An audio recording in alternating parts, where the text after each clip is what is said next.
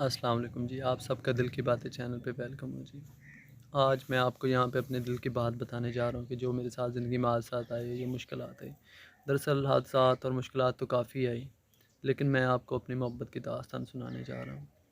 तो मैं अपनी मोहब्बत की दास्तान यहाँ से शुरू करता हूँ कि मैं स्कूल लाइफ में था, तो प्राइवेट स्कूल था। तो वहाँ पे मुझे एक लड़की से मोहब्बत हो जाती है। तो प्राइवेट स्कूल न्यू न्यू बना था, तो वहाँ पे बच्चों की तादाद कुछ ज़्यादा नहीं थी। छोटी क्लासेस के बच्चे तो ज़्यादा थे, लेकिन बड़ी क्लासेस के बच्चे बहुत चंद ही थे, मतलब कम थे। तो जो बड़ी क्लासेस के बच्चे थे उन्हें एक ही रूम मिला हुआ था और वो एक साथ ही बैठते बैठते थे, चाहे जूनियर थे या सीनियर थे। तो हमें एक साथ एक ही रूम में स्टडी कराई जाती थी। तो वहाँ पे एक लड़की थी, उसका नाम तो मैं नहीं बताऊँगा, मेरे साथ ही साथ वाले बेंच पे बैठती थी, मेरी जूनियर थी। तो वो मुझे लाइक करती थी, मैं नहीं करता, मुझे पता ही नहीं था कि यार वो मुझे लाइक करती जो भी है। तो कुछ अरसे बाद मुझे भी उससे मोहब्बत हो जाती। तो स्कूल में हमारी बात नहीं होती थी ज़्यादा, क्योंकि साथ दूसरे बच्चे भी होते थे। अगर हमें एक दूसरे को कुछ कहना होता था तो हम लिख के एक दूसरे पे को देते थे कागज़ पे, मतलब जो लेटर आप कह लें जो भी है दे देते। वो उससे कुछ कहना था वो मुझे लिख के दे दी थी, मुझे उसका जवाब देना तो मैं भी लिख के देता था। तो मोबाइल उसके घर में उसकी मम्मा का तो था, लेकिन मेरे पास तब मोबाइल नहीं था, मैं मोबाइल यूज़ नहीं करता था। तो अभी बात स्टार्ट ही हुई थी कि कुछ अरसा बीता, तो उसके पापा का कोई प्रॉब्लम था, तो उन्हें शहर छोड़ के दूसरे शहर शिफ्ट होना पड़ा। तो ज़ाहिर है कि स्कूल भी उसे छोड़ना था, तो वो दूसरे शहर चले गए। तो यकीन माने कि तब मेरे दिल पे जो बीतती थी मुझे पता है कि क़यामत ही बीतती थी, कि मुझे कोई समझ नहीं आता था कि मैं क्या करूँ। पागलों की तरह रहने लग गया था। तो देखते देखते 6 मंथ बीत गए और हमारी बात नहीं होती, ना ही वो लौट के वापस आते यहाँ पे। तो एक दिन हमारी जो टीचर थी ना, उन्हें कॉल आती उनकी। तो जो टीचर का भाई था वो मेरा क्लास फेलो था। वो मुझे आके बताता कि यार ना उनकी कॉल आई है, जबकि मैंने अपने दोस्त को सब कुछ बता रखा था, उसे पता था सब। तो मुझे बताता कि यार उनकी कॉल आई थी हमारे नंबर। तो मैं उससे रिक्वेस्ट करता हूँ कि यार किसी भी तरह ना मुझे उनका नंबर चाहिए। तो वो कहता है चलो मैं ट्राई करूँगा। अगला दिन गुजरता है, मैं खुशी खुशी जाता हूँ कि चलो आज नंबर मिलेगा, वो नंबर नहीं लेके आता। फिर एक दिन गुजर जाता है, वो दूसरे दिन नंबर लेके आता है। तो मेरे पास मोबाइल नहीं था, मैंने नंबर लिया और फ़ौरन कह रहा है, मैंने मोबाइल लिया और सिम ली, मैंने उन्हें कॉल की। जब कॉल करता हूँ तो उसकी मम्मा उठाती है। तो मुझे समझ नहीं आ रही थी कि मैं क्या बोलूँ, कुछ बोलता नहीं, वो आगे से बोल के कॉल बंद कर दे। दोबारा फिर मैं जब कॉल करता हूँ तो बड़ी ही हिम्मत जता के ना मैं उन्हें कहता हूँ कि मैं तारिक बात कर रहा हूँ। तो वो कहती कौन तारिक, जबकि वो मुझे नहीं जानती थी।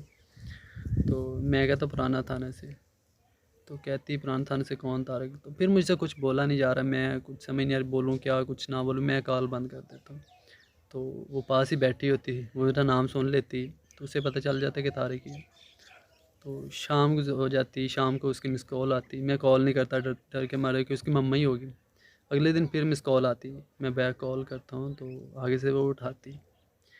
तो जब उसकी आवाज़ सुनता हूँ तो मेरे पैरों तले से ज़मीन से निकल जाती, मतलब मुझे यकीन नहीं हो रहा था खुद पे कि यार मैं उससे बात करूँ, क्योंकि हमारी बात तो कभी हुई ही नहीं थी कॉल पे। तो जब बात होती तो मैं उससे बताता हूँ कि मैं तारिक।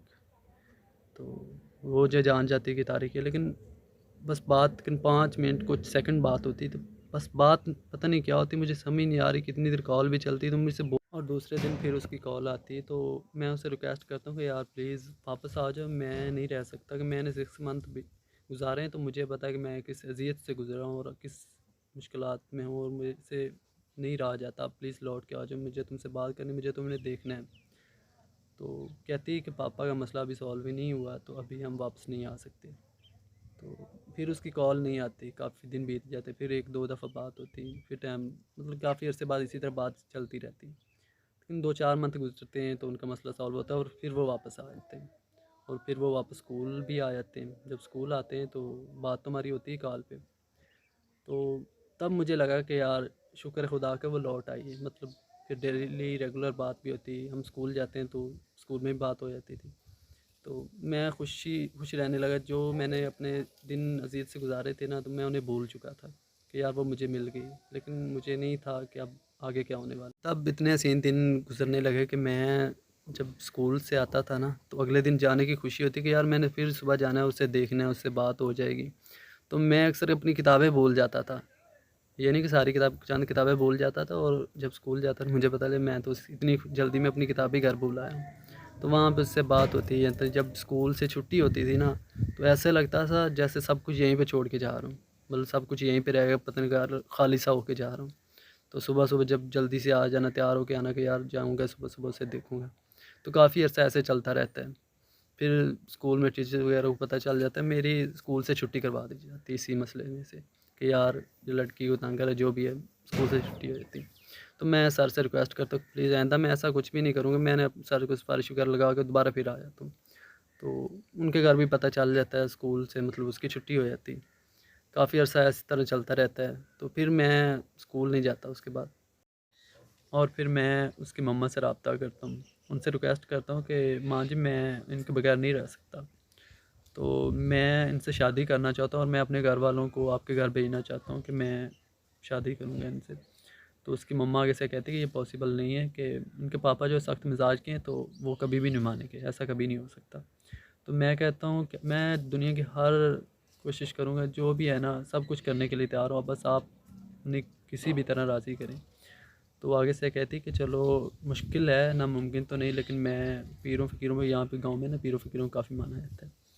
तो वो कहती कि हमारे के ना पीर है, तो वो तवीज़ वगैरह देता है, उनसे मतलब तवीज़ वगैरह लेके ना उनके मतलब गले में बांधेंगे या उन्हें पिलाए जाएंगे। तो उसके लिए मुझे कुछ पैसों की ज़रूरत है। तो तब मेरे पास पैसे नहीं थे, तो मैंने एक दोस्त से हेल्प मांगी और उनसे पैसे लेके ना उन्हें दे दिए। तो मुझे नहीं पता था मुझे आज़मा रही या वलन वाकई ऐसा उन्होंने करना था, लेकिन मैंने उन्हें दे दिए। इसी तरह काफ़ी अर्सा बीत जाता है, लेकिन कोई मसला सॉल्व नहीं होता। उनके पापा नहीं मानते, वो घर में बात करती, लेकिन उनके पापा ने सख्ती से मना कर दिया कि हम आउट ऑफ कास्ट कभी कर ही नहीं सकते, हमने अपनी ही कास्ट में करना है। तो वो और कास्ट की थी और मैं किसी और कास्ट से तल्लुक़ रखता था। तो इसी तरह मैंने ना मतलब बहुत ट्राई की थी, लेकिन उसकी मम्मा को फ़ील हो गया कि ऐसा नहीं हो सकता। तो उसने अपनी बेटी को ना अपने हाथों पे करना शुरू कर दिया, मतलब उसे समझाना शुरू किया कि ऐसा नहीं हो सकता, तो प्लीज़ आप पीछे हट जाएँ। तो ऐसा ही हुआ कि उसकी मम्मा कामयाब हो गई अपनी बेटी को पीछे हटाने में। तो एक दिन उसकी कॉल आती, तो मैं घर बैठा होता हूँ, तो उसकी कॉल आती तो मुझे कह रही थी कि ऐसा अब नहीं हो सकता, तुम पापा नहीं मान रहे, तो मुझे बात ख़त्म करनी होगी।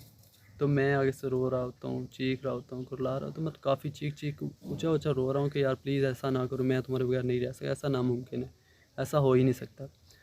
तो वो आगे से हंस रही होती है और मुस्कुरा के कहती कि यार मैं कोई मर्द थोड़ी, और वो आगे से मुस्कुरा के कहती कि यार मैं ज़िंदा हूँ, कि मर थोड़ी गई हूँ कि जो तुम इस तरह रो रहे हो। तो मैं उससे उस वक्त क्या बताता कि ज़िंदा ही तो नहीं रहा, कि बस ना जान नहीं निकली, बाकी रह कुछ भी नहीं गया था उस वक्त मेरे पास। और वो कॉल बंद कर देती, बस इतना कह के बस मैं जा रही हूँ, आज के बाद मैं मुझसे रब्ता करने की कोशिश मत करना, ना ही कॉल करना। तो मैं रो रहा हूँ घर वालों के सामने, बस घर वाले सभी पास आ जाते, वो कहते क्या हो गया, मैं उठ के चला जाता हूँ बाहर खेतों की तरफ चला जाता हूँ। वहाँ पे इतना रोता हूँ कि मैं रो ही जा रहा हूँ पागलों की तरफ। रो रो के शाम को घर आता हूँ तो कुछ खाता भी नहीं, वैसे ही नींद नहीं आती, सारी रात जाग के गुजार देता हूँ पागलों की तरह। लेकिन उसने उसके बाद रब्ता करने की कोशिश ही नहीं की।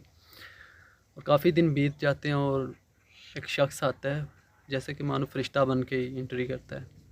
फिर उसने आके मुझे संभाला और उसने मुझे समझाया सही ज़िंदगी के मैंने सिखाया कि यार जो चले जाते हैं उन्हें भूल जाया करते हैं।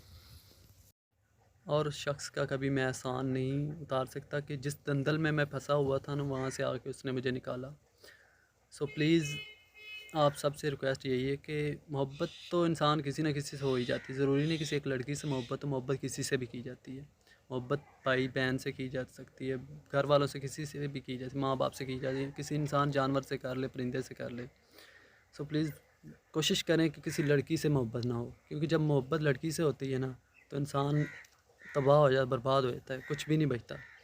सो मोहब्बत ज़िंदगी में एक बार करना ज़रूरी है, क्योंकि मोहब्बत जब तक इंसान किसी से धोखा नहीं खाता ना, तब तक इंसान चल यानी कि ज़िंदगी के सही मायने के असूलों का पता ही नहीं चलता। तो प्लीज़ मोहब्बत करें, लेकिन कोशिश यही करें कि किसी लड़की से ना करें। तो मेरी वीडियो यहीं पे ख़त्म होती है और मैंने तो आपको अपने दिल की बात बता दी। अगर आपने भी अपने दिल की बात बताना चाहते हैं तो प्लीज़ वेलकम, दिल के बातें चैनल पे आएँ और अपनी दिल की बात शेयर करें।